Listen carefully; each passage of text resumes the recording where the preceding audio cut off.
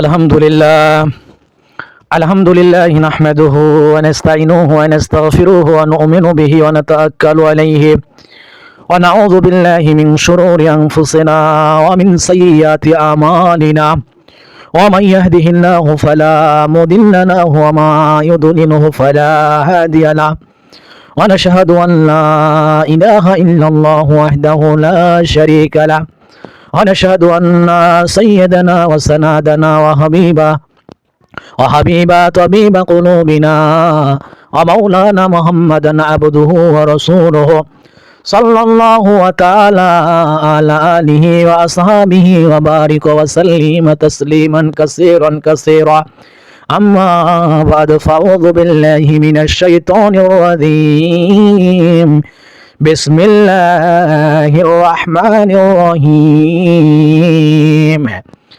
قل هو الله أحد الله الصمد لم يلد ولم يولد ولم يكن له كفوا أحد صدق الله العظيم العظيم وصدق ورسوله الكريم الحمد لله رب العالمين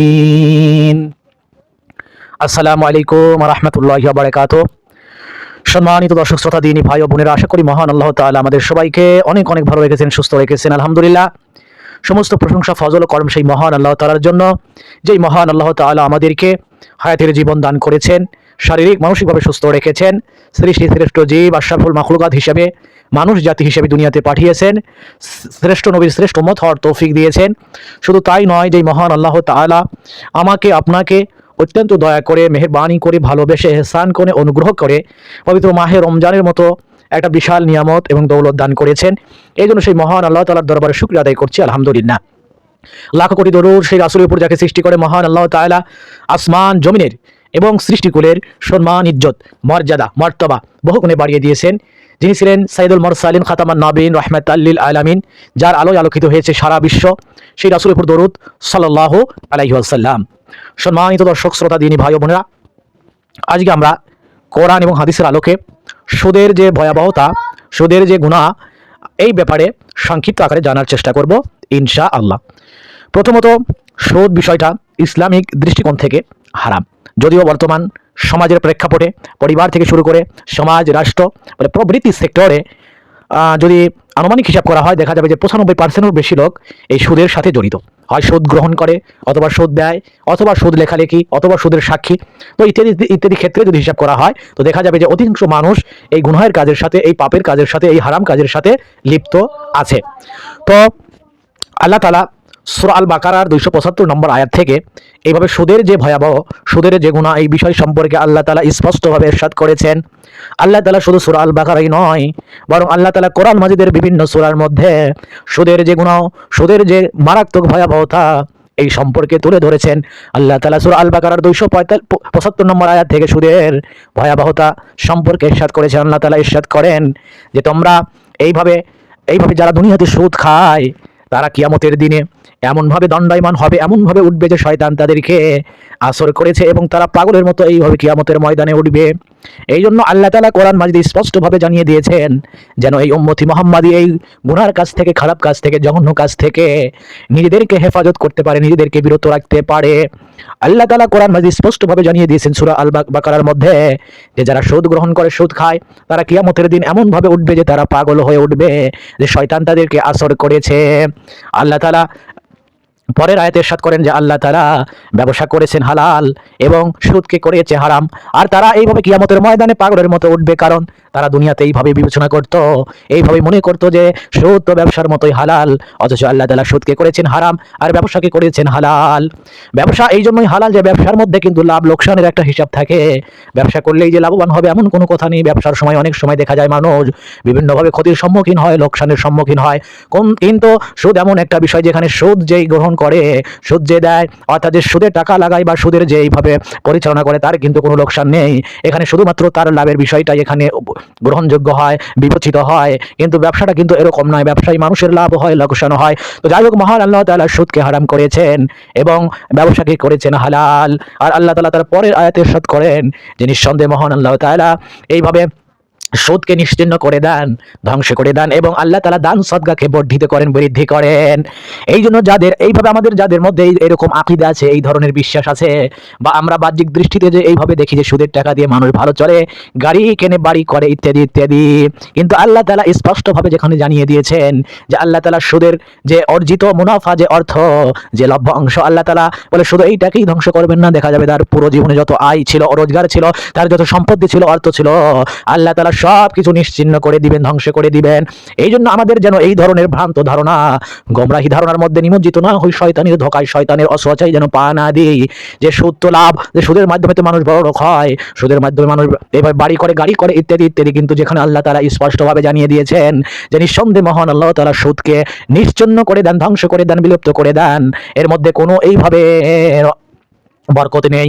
কিন্তু প্রক্ষান্তরে আল্লাহ তাআলা যে দান সদকা করা হবে আল্লাহ তাআলার রাজি খুশির জন্য, আল্লাহ রাস্তায় দিনই কাজে, নেক কাজে যখন মানুষ এইভাবে দান সদকা করবে, যাকাত দিবে, বিভিন্নভাবে মানুষকে সহযোগিতা করবে, গরিব, অসহায়, মিসকিন, হতদরিদ্র যারা ফকির আছে, তাদেরকে আল্লাহর রাজি খুশির জন্য যখন সদকা করা হয়, আল্লাহ তাআলা বলেন এই সদকাকে মহান আল্লাহ তাআলা বহু গুণে বর্ধিত করেন, বৃদ্ধি করেন, এবং ওই ব্যক্তির আমলনামায়, অর্থাৎ যেই ব্যক্তি দান সদকা করে, ওই ব্যক্তির আমলনামায় মহান আল্লাহ তাআলা তার ব্যাংকের অ্যাকাউন্টে এই এই এই সদকাকে আল্লাহ তাআলা এইভাবে সংরক্ষিত করেন, সংরক্ষণ করে রাখেন, আর মৃত্যুর পরে এইভাবে আল্লাহ তাআলা তার পরিপূর্ণ প্রতিদান আল্লাহ তাআলা দিয়ে দিবেন।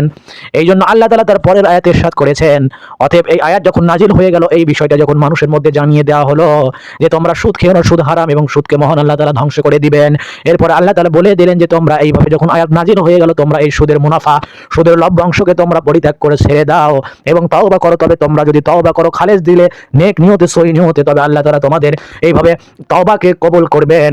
আর এই আয়াত নাজিল হওয়ার পরেও বলে যদি তোমরা সুদ গ্রহণ করতেই থাকো, সুদ খেতেই থাকো, তোমরা যদি সীমা লঙ্ঘন করতেই থাকো, তাহলে তোমরা এইভাবে আল্লাহ এবং আল্লাহ রাসূলের সাথে যুদ্ধ করার জন্য প্রস্তুতি গ্রহণ করো, প্রস্তুতি হয়ে যাও।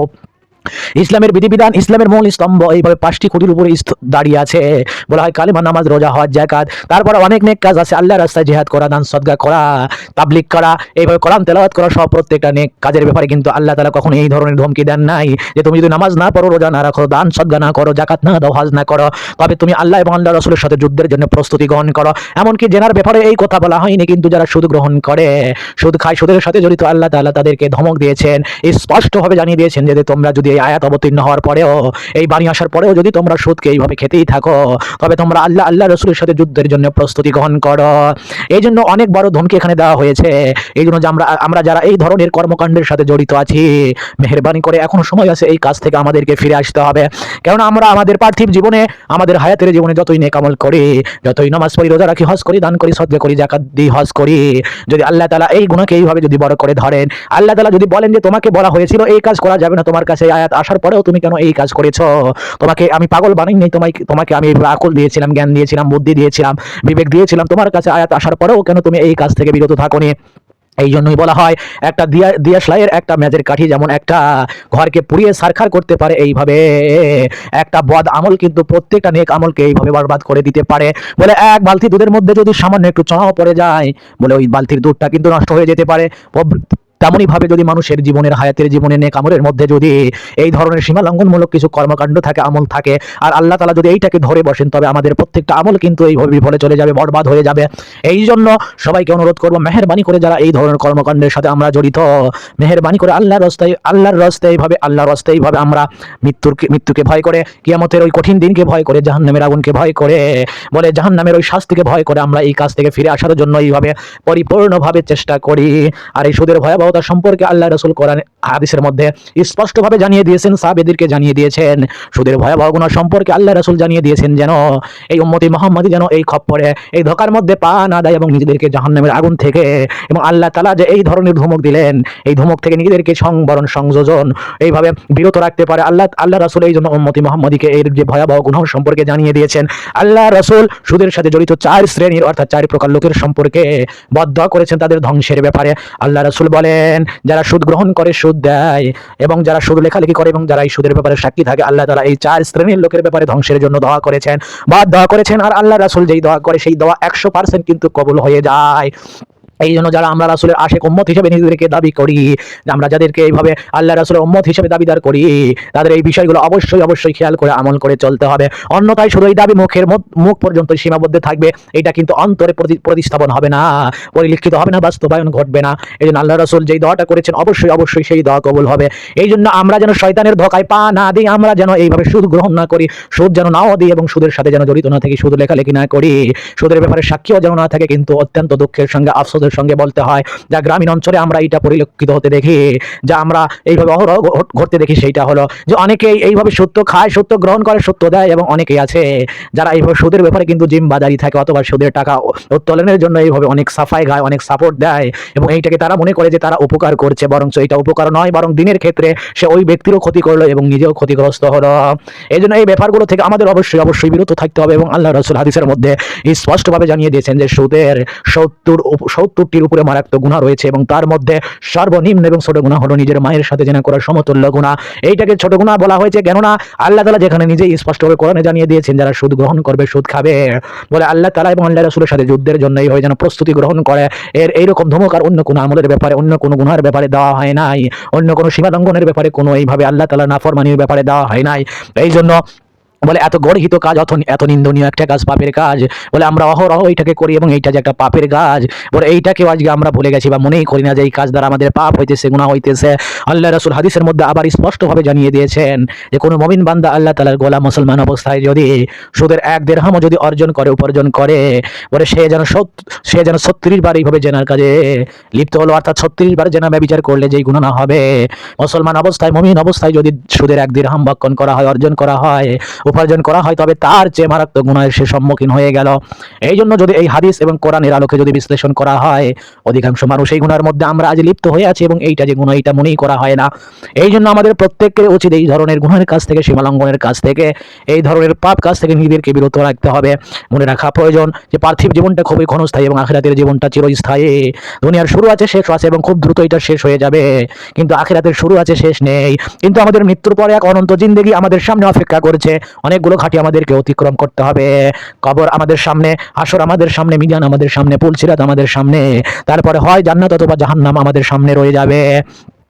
এই জন্য প্রত্যেকটা ধাপে যদি আমরা এইভাবে সফলভাবে উত্তীর্ণ হতে চাই, অবশ্যই দুনিয়াতে আমাদেরকে আল্লাহ তাআলার হুকুম মানতে হবে এবং রাসূলুল্লাহ সাল্লাল্লাহু আলাইহি সাল্লামের সুন্নত তরিকায় চলতে হবে। যেহেতু আমরা নিজেদেরকে ঈমানদার হিসেবে বিশ্বাস করি এবং মুসলমান হিসেবে আমাদের জন্ম হয়েছে, কাজেই এইভাবে আমাদের একই আছে, বিশ্বাস আছে যে মৃত্যুর পর অবশ্যই আমাদেরকে পুনরুত্থান করা হবে, আমাদেরকে আবার জীবিত করা হবে, এবং মানুষকে মৃত্যুর পরে তাদের আমলের প্রতিদান দেওয়া হবে। আল্লাহ তাআলা কোরআন মাজিদে স্পষ্টভাবে জানিয়ে দিয়েছেন যে মৃত্যুর পরে যখন মানুষকে পুনরুজ্জীবিত করা হবে, পুনর্জীবন দান করা হবে, এইভাবে তাদেরকে তাদের আমলের সঠিক এইভাবে প্রতিদান দেওয়া হবে। তাদের সাথে কোনো জুলুম করা হবে না। তারা দুনিয়াতে যেই নেক কাজ করেছে আল্লাহ তাআলা তার প্রতিদান দিবেন, এবং এটা যত ক্ষুদ্র থেকে ক্ষুদ্র হোক না কেন অবশ্যই আল্লাহ তাআলা তার প্রতিদান দিয়ে দিবেন। পক্ষান্তরে যারা দুনিয়াতে গুনাহের কাজ করবে, পাপের কাজ করবে, সেই পাপের প্রতিদানও তার আমলনামায় যোগ করে দেওয়া হবে। এইভাবে মিজানের পাল্লায় যখন এইভাবে বদি এবং নেকিকে মাপা হবে, বলে তার বদি যদি এইভাবে পাল্লা ঝুঁকে যায়, বলে তার চির অশান্তির ব্যবস্থা হয়ে যাবে, জাহান্নামে তাকে নিক্ষেপ করা হবে। আর দুনিয়াতে যদি সে নেক কাজ করে থাকে এবং মিজানের পাল্লা যদি নেক কাজ দ্বারা ভরে যায়, মিজানের পাল্লা যদি ভারী হয়ে যায়, তবে আল্লাহ তাআলা তাকে চির শান্তির জায়গা, সুখের জায়গা জান্নাতে স্থান দান করবেন। এই জন্য দুনিয়ার জীবন আমি এইভাবে দুঃখে থাকি, কষ্টে থাকি, সুখে থাকি, ধনী হই, গরিব হই, মিসকিন হই, হতদরিদ্র হই, যেভাবেই থাকি না কেন, আমি যদি ওই 7 তারার উপরেও থাকি, আমি যদি টাইলসের ঘরের মধ্যেও থাকি, এসির ঘরের মধ্যেও থাকি, অথবা যদি আমি এইভাবে রেল স্টেশনের মধ্যেও থাকি, অথবা যদি আমি খোলা আসমানের নিচেও থাকি, আমার জীবন কিন্তু চলে যাবে। আমি বড়লোক হলেও জীবন চলে যাবে, গরিব হলেও জীবন চলে যাবে। আল্লাহ তাআলা যেই পরিমাণ রিজিক আমার বাজেটে রেখেছেন সেইটা আমি পাবই। কাজেই আমার এইভাবে গুনাহের পথ অবলম্বন করা ঠিক হবে না, হারাম পথ অবলম্বন করে উপার্জন করা ঠিক হবে না।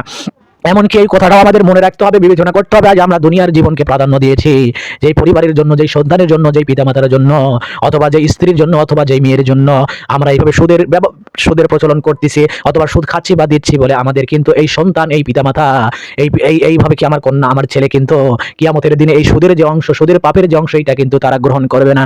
এটা কিন্তু পরিপূর্ণভাবে আমাকে গ্রহণ করতে হবে, এবং তারা কিয়ামতের দিনে এইভাবেই বলবে যে আমরা তো বলিনি যে তোমরা এই তুমি বা তোমরা এইভাবে সুদের সাথে জড়িত থাকে, সুদ গ্রহণ করো অথবা সুদ দাও অথবা সুদ খাও, অর্থাৎ এইটা কিন্তু তারা পরিপূর্ণভাবে অস্বীকার করে বসবে। আর তখন কিন্তু নিজেকেই সাফার করতে হবে, নিজেকেই ভুগতে হবে। এই জন্য বুদ্ধিমান যারা যারা বিচক্ষণ মুমিন বান্দা তারা কখনোই এইভাবে শয়তানের ধোকায় পা দিয়ে নিজের আমলকে বরবাদ করে না। এই জন্য প্রত্যেককেই অনুরোধ করব, বিনয়ের সাথে অনুরোধ করব, হাতে ধরে পায়ে ধরি সবাইকে অনুরোধ করি, দাওয়াত দিয়ে মেহরবানি করে যে আমরা যেন এই ধরনের গর্হিত কাজ না করি, সীমালঙ্ঘনের কাজ না করি। আমি যদি গরিব হই, আমার দিন যদি অতি কষ্টও যায়, তারপরেও আমরা চেষ্টা করি হালাল পন্থা জীবিকা অন্বেষণ করার জন্য, জীবিকা পরিচালনা করার জন্য। এতে যদি আমাকে রিক্সাও চালাতে হয়, দিন মজুরির কাজও করতে হয়, অন্যের খেতে কাজও যদি করতে হয় তাতেও করব, কিন্তু আমরা এই সুদের মতো এইভাবে সীমালঙ্ঘন, সুদের মতো এইভাবে ভয়াবহ গুনাহের কাজে, পাপের কাজে, সীমালঙ্ঘনের কাজে আমরা নিজেদের কখনোই নিয়োজিত করব না। তো মহান আল্লাহ তাআলা আমাদের সবাইকে সঠিক বুঝদান করুক, আমরা যেন কোরআন এবং আল্লাহর সুন্নাহ, আল্লাহ রাসূলের সুন্নাহ অনুযায়ী আমাদের জীবনকে সাজাতে পারি, গোছাতে পারি, এবং কিয়ামতের, কবরের, হাসরের, মিজানের, ফুলসিরাতের, জান্নাতের পরিপূর্ণ প্রস্তুতি গ্রহণ করতে পারি। মহান আল্লাহ তাআলা আমাদের সবাইকে সেই তৌফিক দান করুক, আমিন। ভিডিওটি অবশ্যই শেয়ার করুন অনুরোধ জানিয়ে আজকের মতো এখানে সমাপ্তি। আসসালামু আলাইকুম ওয়া রাহমাতুল্লাহি ওয়া বারাকাতুহু।